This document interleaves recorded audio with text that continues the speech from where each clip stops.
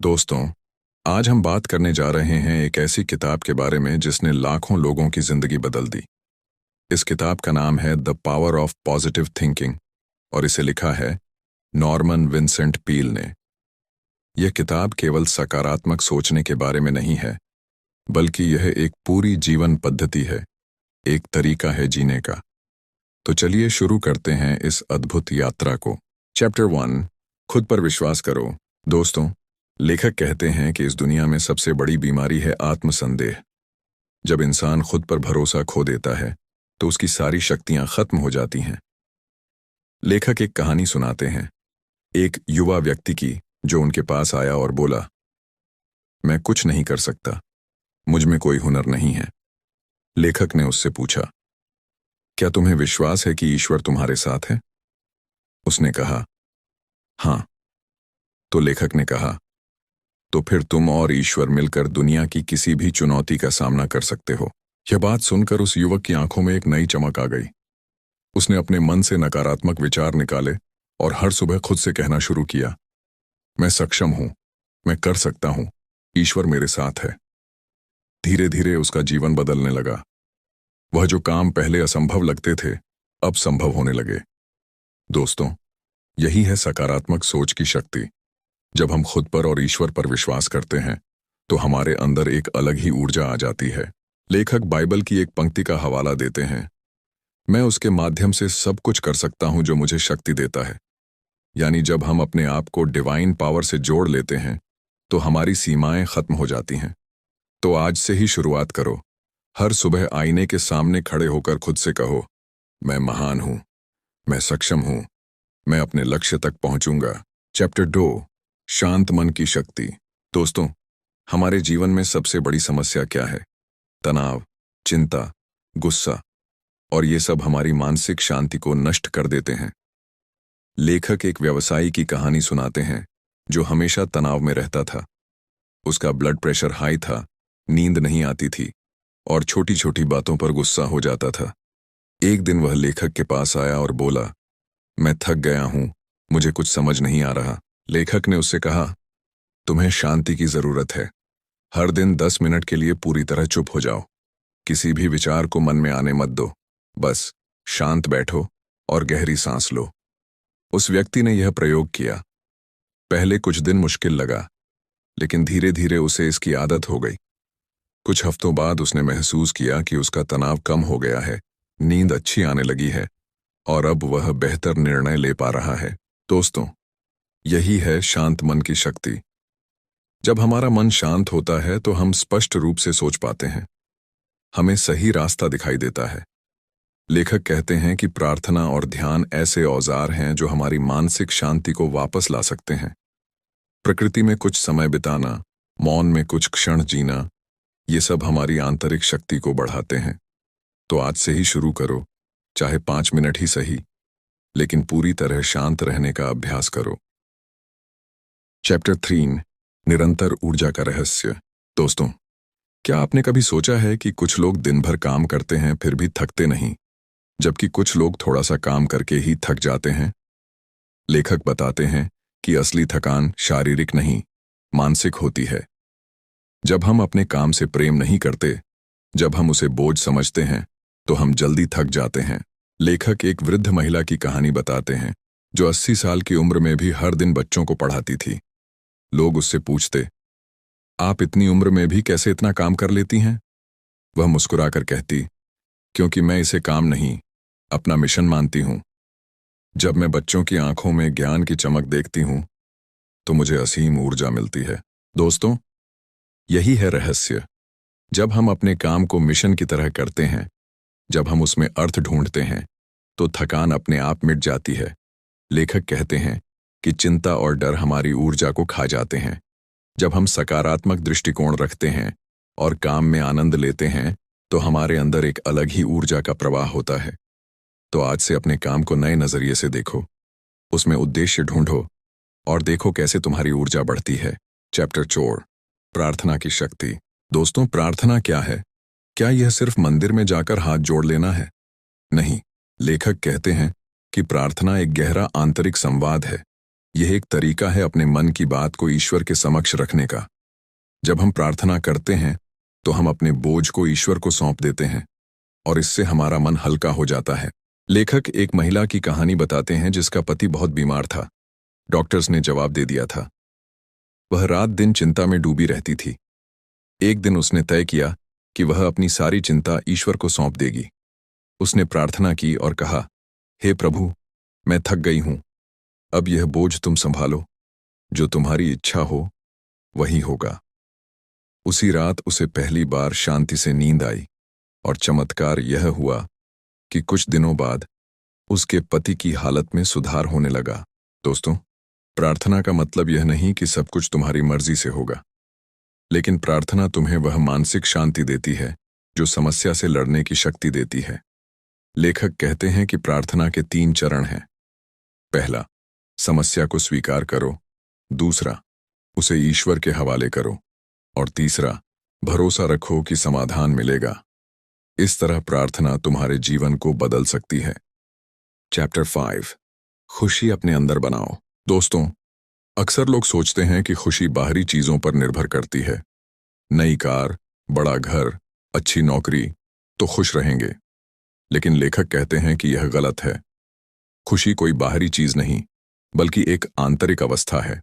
अगर तुम मन से तय कर लो कि तुम खुश रहोगे तो तुम खुश रहोगे, और अगर तुम दुखी रहने का फैसला कर लो तो दुनिया की कोई भी चीज तुम्हें खुश नहीं कर सकती। लेखक एक गरीब मजदूर की कहानी बताते हैं जो हर दिन सड़क पर काम करता था। उसके पास कोई बड़ी संपत्ति नहीं थी, लेकिन वह हमेशा मुस्कुराता रहता था। एक धनी व्यापारी ने उससे पूछा, तुम इतने गरीब हो फिर भी कैसे खुश रहते हो? मजदूर ने कहा, सर, मेरे पास तो बहुत कुछ है।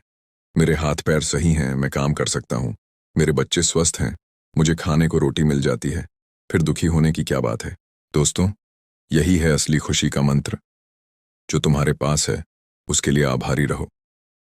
हर सुबह उठकर उन चीजों को याद करो जिनके लिए तुम शुक्रगुजार हो। लेखक कहते हैं कि मुस्कुराना एक आदत बनाओ। चाहे मन में कुछ भी हो, मुस्कुराओ, क्योंकि जब तुम मुस्कुराते हो तो तुम्हारा दिमाग सोचता है कि तुम खुश हो और वाकई तुम खुश हो जाते हो। और एक बात, दूसरों की मदद करो। जब तुम किसी का दुख बांटते हो तो तुम्हारे अंदर एक अलग ही खुशी आती है। चैप्टर 6, चिड़चिड़ापन और चिंता छोड़ो। दोस्तों, लेखक कहते हैं कि क्रोध और चिंता 2 सबसे बड़े दुश्मन हैं मानसिक शांति के। जब हम हर छोटी बात पर गुस्सा होते हैं या परेशान होते हैं तो हम अपनी ऊर्जा बर्बाद कर देते हैं।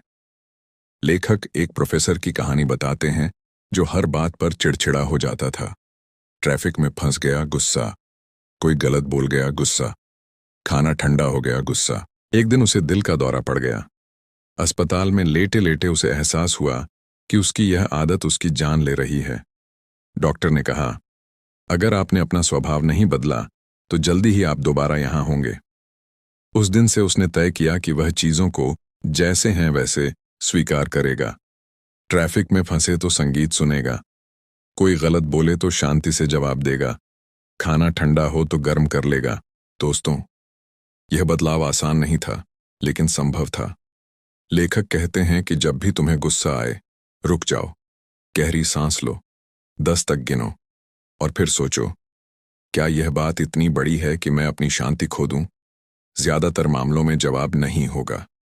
तो आज से शुरू करो, छोटी छोटी चीजों को जाने दो और देखो कैसे तुम्हारा जीवन शांतिपूर्ण हो जाता है। चैप्टर 7, सर्वश्रेष्ठ की उम्मीद रखो। दोस्तों, लेखक कहते हैं कि हमारे विचार हमारी वास्तविकता को आकार देते हैं। यह बात सुनने में अजीब लग सकती है, लेकिन यह सच है।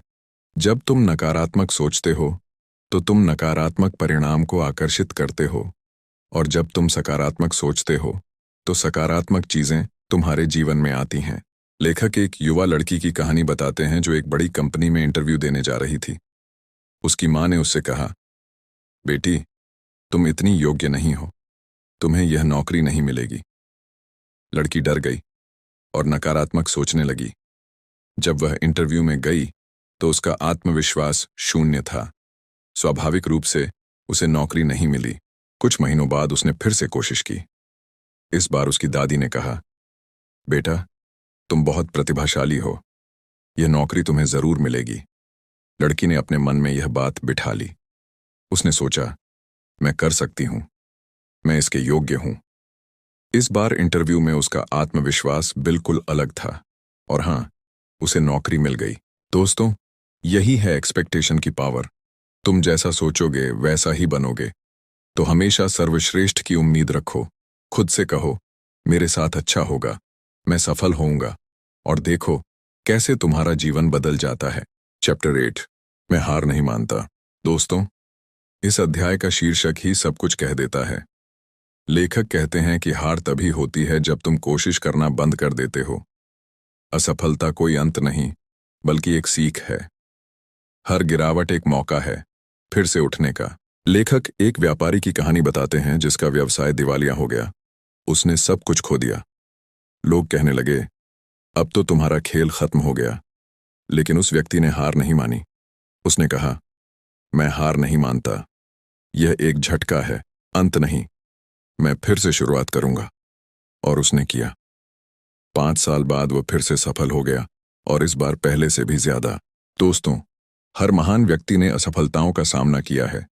थॉमस एडिसन ने बल्ब बनाने से पहले 10,000 बार असफल हुए, लेकिन उन्होंने कहा, मैं असफल नहीं हुआ, मैंने 10,000 तरीके ढूंढ लिए जो काम नहीं करते। यही सोच तुम्हें भी चाहिए। जब भी तुम गिरो, उठ जाओ। जब रास्ता बंद दिखे, नया रास्ता बनाओ। लेखक कहते हैं, हर समस्या एक छुपा हुआ अवसर है, बस तुम्हें उसे देखने की नजर चाहिए। चैप्टर 9, चिंता की आदत तोड़ो। दोस्तों, चिंता एक मानसिक आदत है। यह कोई बीमारी नहीं, बल्कि एक सीखी हुई आदत है, और जो आदत सीखी जा सकती है वह छोड़ी भी जा सकती है। लेखक कहते हैं कि ज्यादातर लोग उन चीजों की चिंता करते हैं जो कभी होती ही नहीं। रिसर्च बताती है कि 90% चिंताएं व्यर्थ होती हैं। लेखक एक व्यक्ति की कहानी बताते हैं जो हर समय चिंता में डूबा रहता था। अगर यह हो गया तो क्या होगा, अगर वह हो गया तो क्या होगा। एक दिन उसका दोस्त उससे मिलने आया और बोला, तुम इतना चिंता क्यों करते हो? उसने कहा, मैं नहीं जानता, बस होती है। दोस्त ने कहा, चलो एक प्रयोग करते हैं। अगली बार जब चिंता आए तो खुद से 3 सवाल पूछना। पहला, क्या यह चिंता किसी काम की है? दूसरा, सबसे बुरा क्या हो सकता है? तीसरा, मैं इसके बारे में क्या कर सकता हूं? उस व्यक्ति ने यह तकनीक अपनाई। जब भी चिंता आती, वह ये सवाल पूछता। धीरे धीरे उसे एहसास हुआ कि ज्यादातर चिंताएं बेकार थीं, और जो वास्तविक समस्याएं थीं, उनके लिए वह समाधान ढूंढने लगा। कुछ महीनों में उसकी चिंता की आदत टूट गई। दोस्तों, तुम भी यही कर सकते हो। चिंता आए तो रुको, सोचो और फिर एक्शन लो। लेखक कहते हैं कि एक्शन चिंता की सबसे बड़ी दुश्मन है। जब तुम कुछ करना शुरू कर देते हो तो चिंता अपने आप गायब हो जाती है। चैप्टर 10, व्यक्तिगत समस्याओं का समाधान। दोस्तों, हर इंसान के जीवन में समस्याएं आती हैं, पारिवारिक, वित्तीय, स्वास्थ्य संबंधी, रिश्तों की। लेकिन लेखक कहते हैं कि हर समस्या का समाधान हमारे अंदर छुपा होता है, बस हमें शांत होकर अपने अंदर झांकना होता है। लेखक एक महिला की कहानी बताते हैं जिसकी शादी टूटने के कगार पर थी। वह और उसका पति हमेशा लड़ते रहते थे। एक दिन वह पादरी के पास गई और अपनी समस्या बताई। पादरी ने कहा, क्या तुमने कभी शांत होकर प्रार्थना की है? क्या तुमने ईश्वर से मार्गदर्शन मांगा है? महिला ने कहा, नहीं, मैं तो बस परेशान रहती हूं। उस रात महिला ने घुटनों के बल बैठकर प्रार्थना की। उसने कहा, हे प्रभु, मुझे रास्ता दिखाओ, मैं क्या करूं? प्रार्थना के बाद एक अजीब शांति उसके मन में आई। उसे अचानक एहसास हुआ कि समस्या केवल उसके पति में नहीं, बल्कि उसमें भी थी। वह भी गलत तरीके से बात कर रही थी, वह भी अहंकार दिखा रही थी। अगली सुबह उसने अपने पति से प्यार से बात की। धीरे धीरे उनके रिश्ते सुधरने लगे। दोस्तों, यही है इनर विजडम की पावर। जब हम शांत होते हैं तो हमारा अंतर्मन हमें सही रास्ता दिखाता है। लेखक कहते हैं कि भरोसा रखो, समाधान मिलेगा। बस धैर्य रखो और सही दिशा में काम करते रहो। चैप्टर 11, विश्वास से उपचार। दोस्तों, क्या तुम्हें पता है कि हमारे शरीर की बहुत सी बीमारियां हमारे मन से जुड़ी होती हैं? जब हमारे मन में डर, चिंता और नकारात्मकता होती है तो हमारा शरीर भी बीमार पड़ने लगता है, और जब हमारा मन शांत और सकारात्मक होता है तो शरीर खुद को ठीक करने लगता है। लेखक एक व्यक्ति की कहानी बताते हैं जो लंबे समय से बीमार था। डॉक्टर्स ने कई इलाज किए, लेकिन कुछ फायदा नहीं हुआ।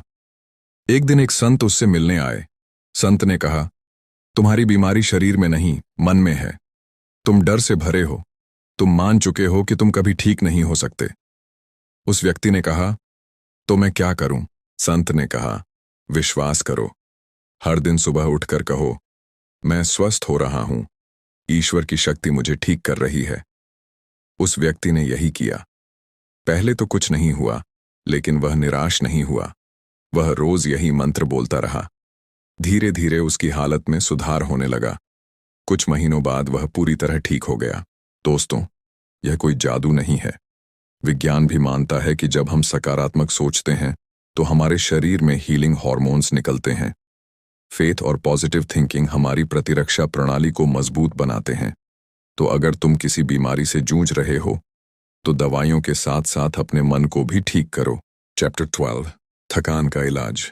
दोस्तों, लेखक कहते हैं कि आजकल लोगों की सबसे बड़ी शिकायत क्या है? थकान। मैं हर समय थका रहता हूं, मुझ में ऊर्जा नहीं है। लेकिन असलियत यह है कि ज्यादातर थकान मानसिक होती है। जब जीवन में उद्देश्य नहीं होता, जब हम अपने काम से खुश नहीं होते, तो हम थक जाते हैं। लेखक एक डॉक्टर की कहानी बताते हैं जो हर समय थका रहता था। उसे लगता था कि उसे कोई गंभीर बीमारी है। उसने अपनी जांच करवाई, लेकिन सब कुछ नॉर्मल था। फिर उसने अपने जीवन को देखा। वह अपने काम से नफरत करता था। वह मरीजों को एक बोझ की तरह देखता था। उसके जीवन में कोई उद्देश्य नहीं था। एक दिन उसके पास एक गरीब बच्चा आया जो बहुत बीमार था। उस बच्चे के माता पिता के पास पैसे नहीं थे। डॉक्टर ने मुफ्त में इलाज किया। जब बच्चा ठीक हो गया तो उसकी मां की आंखों में जो आभार था, वह देखकर डॉक्टर का दिल भर आया। उस दिन उसे एहसास हुआ कि यही है उसके जीवन का उद्देश्य, लोगों की सेवा करना। उस दिन से डॉक्टर ने अपना नजरिया बदल दिया। अब वह मरीजों को बोझ नहीं, बल्कि अपने मिशन का हिस्सा मानने लगा। और चमत्कार यह हुआ कि उसकी थकान गायब हो गई। दोस्तों, लेखक का स्वास्थ्य फार्मूला यह है: ईश्वर पर विश्वास, सही सोच, पौष्टिक भोजन और पर्याप्त आराम। इन 4 चीजों से तुम्हारी वाइटैलिटी वापस आ जाएगी। चैप्टर 13, नए विचार तुम्हें नया बना सकते हैं।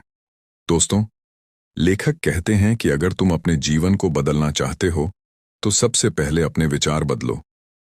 पुराने नकारात्मक विचार हमारी प्रगति को रोकते हैं। हमें इन्हें बाहर निकालना होगा और नए सकारात्मक विचार भरने होंगे। लेखक एक युवक की कहानी बताते हैं जो हमेशा नकारात्मक था। वह सोचता था, मैं कुछ नहीं कर सकता, मैं असफल हूं, दुनिया बुरी है। उसका जीवन भी वैसा ही था, अंधकारमय। एक दिन उसे एक किताब मिली पॉजिटिव थिंकिंग के बारे में। उसने उसे पढ़ा और तय किया कि वह अपनी सोच बदलेगा। उसने एक नोटबुक ली और उसमें रोज एक पॉजिटिव थॉट लिखने लगा। मैं योग्य हूं, मैं सफल होऊंगा, दुनिया में अच्छाई है। शुरुआत में यह बनावटी लगा, लेकिन धीरे धीरे उसका दिमाग बदलने लगा। वह अच्छी किताबें पढ़ने लगा, प्रेरणादायक लोगों से मिलने लगा और कुछ महीनों में उसका पूरा जीवन बदल गया। वह अधिक आत्मविश्वासी, अधिक खुश और अधिक सफल बन गया। दोस्तों, यही है नए विचारों की शक्ति। लेखक कहते हैं, तुम्हारा मन एक बगीचा है। अगर तुम उसमें खरपतवार उगने दोगे तो खरपतवार उगेगी, लेकिन अगर तुम उसमें फूल बोओगे तो फूल खिलेंगे। तो आज से शुरुआत करो। अच्छी किताबें पढ़ो, अच्छे विचार सोचो और अच्छे लोगों के साथ रहो। चैप्टर 14, आराम से शक्ति आती है। दोस्तों, आजकल की दुनिया में सबसे बड़ी समस्या क्या है? ओवरवर्क और ओवरथिंकिंग। हम हर समय भागते रहते हैं, सोचते रहते हैं, चिंता करते रहते हैं और फिर सोचते हैं कि हम इतने थके क्यों हैं। लेखक कहते हैं कि आराम कोई कमजोरी नहीं, बल्कि यह ताकत का स्रोत है। लेखक एक एग्जीक्यूटिव की कहानी बताते हैं जो 16 आवर्स काम करता था। वह सोचता था कि जितना ज्यादा काम करेगा उतना ज्यादा सफल होगा, लेकिन हुआ उल्टा। वह हर समय इरिटेटेड रहने लगा। उसकी डिसीजन मेकिंग खराब हो गई। उसका हेल्थ बिगड़ने लगा। एक दिन उसका एक पुराना दोस्त मिला जो बहुत सक्सेसफुल था। उस एग्जीक्यूटिव ने पूछा, तुम कितने घंटे काम करते हो? दोस्त ने कहा, 8 घंटे। बाकी समय मैं अपने परिवार के साथ बिताता हूं, एक्सरसाइज करता हूं और रात को अच्छी नींद लेता हूं। एग्जीक्यूटिव चौंक गया। उसने कहा, लेकिन तुम मुझसे ज्यादा सक्सेसफुल हो। दोस्त ने कहा, क्योंकि मैं फ्रेश रहता हूं। जब मैं काम करता हूं तो पूरी ऊर्जा के साथ करता हूं। तुम एग्जॉस्टेड रहते हो, इसलिए तुम्हारी प्रोडक्टिविटी कम है। उस दिन से एग्जीक्यूटिव ने अपना रूटीन बदला। अब वह प्रॉपर स्लीप लेने लगा, मेडिटेशन करने लगा और ब्रेक्स लेने लगा। और देखो, उसकी प्रोडक्टिविटी बढ़ गई और हेल्थ भी सुधर गई। दोस्तों, लेखक कहते हैं, आराम लग्जरी नहीं, नेसेसिटी है। तुम्हारा शरीर और मन रिचार्ज होना चाहिए, तो आज से प्रॉपर रेस्ट लेना शुरू करो। चैप्टर 15, लोगों को कैसे पसंद आए। दोस्तों, हर कोई चाहता है कि लोग उसे पसंद करें, लेकिन लेखक कहते हैं कि लोगों को पसंद आने का तरीका यह नहीं है कि तुम खुद को बदल लो या फेक बन जाओ। असली तरीका यह है कि तुम दूसरों में सच्ची दिलचस्पी दिखाओ। लेखक एक सेल्समैन की कहानी बताते हैं जो बहुत सक्सेसफुल था। लोग उससे पूछते, तुम्हारी सफलता का राज क्या है? वह कहता, मैं लोगों को प्रोडक्ट नहीं बेचता, मैं उनसे रिश्ता बनाता हूं। जब मैं किसी क्लाइंट से मिलता हूं तो पहले मैं उसकी बात सुनता हूं। मैं उसकी प्रॉब्लम समझता हूं। मैं उसमें जेन्युइनली इंटरेस्टेड होता हूं। प्रोडक्ट बाद में आता है। यह अप्रोच इतना पावरफुल क्यों था? क्योंकि लोग फील करते थे कि उन्हें वैल्यू दी जा रही है। लेखक कहते हैं कि अगर तुम लोगों को पसंद आना चाहते हो तो 3 चीजें करो। पहला, मुस्कुराओ। स्माइल सबसे सस्ता और सबसे पावरफुल टूल है। दूसरा, सुनो। ज्यादातर लोग सुनते नहीं, बोलने का इंतजार करते हैं। लेकिन अगर तुम सच में सुनोगे तो लोग तुम्हारी कद्र करेंगे। तीसरा, जेन्युइन कॉम्प्लीमेंट्स दो, लेकिन फेक मत बानो, सच्ची तारीफ करो। लेखक कहते हैं, लोग भूल जाते हैं कि तुमने क्या कहा, लेकिन कभी नहीं भूलते कि तुमने उन्हें कैसा महसूस कराया। तो अगर तुम लोगों को अच्छा फील कराओगे, वे तुम्हें हमेशा याद रखेंगे। चैप्टर 16, दुख से उबरने का नुस्खा। दोस्तों, जीवन में दुख और हानि आती है। किसी प्रियजन की मृत्यु, कोई बड़ा नुकसान या कोई टूटा हुआ सपना, ये सब बहुत दर्द देते हैं। लेकिन लेखक कहते हैं कि ये दुख हमें तोड़ने के लिए नहीं, बल्कि मजबूत बनाने के लिए आते हैं। लेखक एक माँ की कहानी बताते हैं जिसने अपने बेटे को खो दिया। वह बहुत टूट गई थी।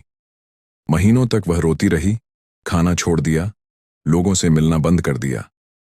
एक दिन एक बुजुर्ग महिला उससे मिलने आई। उसने कहा, बेटी, मैं तुम्हारा दर्द समझती हूं। मैंने भी अपना पति खोया है। लेकिन एक बात सुनो, तुम्हारा बेटा चाहेगा कि तुम रोती रहो या उसकी यादों को सेलिब्रेट करो। यह बात सुनकर उस माँ को लगा जैसे कोई लाइट दिखाई दी। उसने सोचा, हाँ, मेरा बेटा चाहेगा कि मैं खुश रहूं। धीरे धीरे उसने अपने जीवन को फिर से संवारना शुरू किया। उसने उस बेटे के नाम पर एक चैरिटी शुरू की। अब वह गरीब बच्चों की मदद करती है। उसने अपने दुख को पर्पस में बदल दिया। दोस्तों, लेखक कहते हैं कि हर दुख में एक शिक्षा होती है। समय, प्रार्थना और प्रियजनों का साथ दिल को हील करता है। लेकिन सबसे जरूरी है ईश्वर पर भरोसा।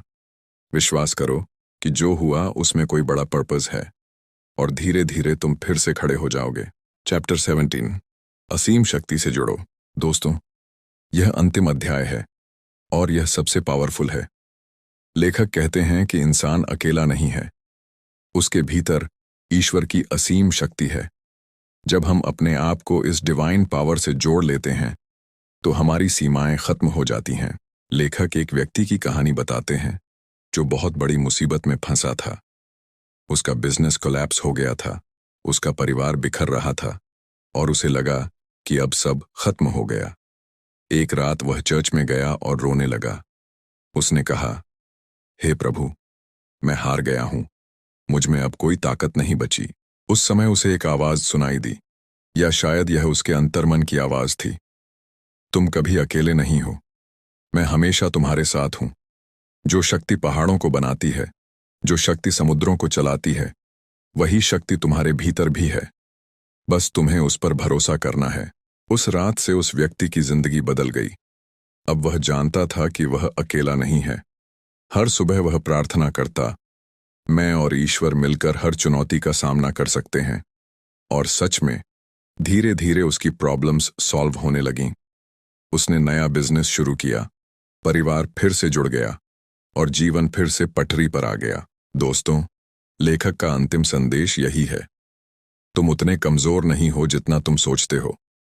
तुम्हारे भीतर इन्फिनिट पावर है, बस उसे पहचानो, उस पर विश्वास करो और उसे अपने जीवन में काम करने दो।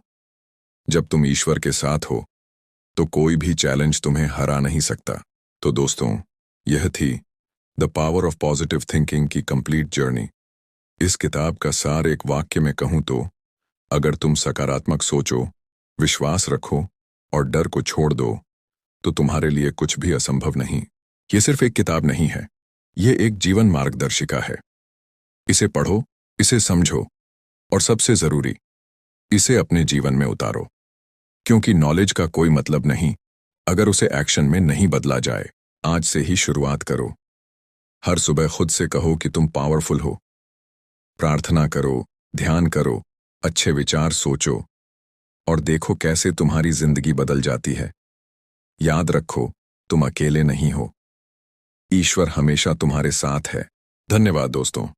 उम्मीद है ये समरी तुम्हारे लिए हेल्पफुल रही होगी।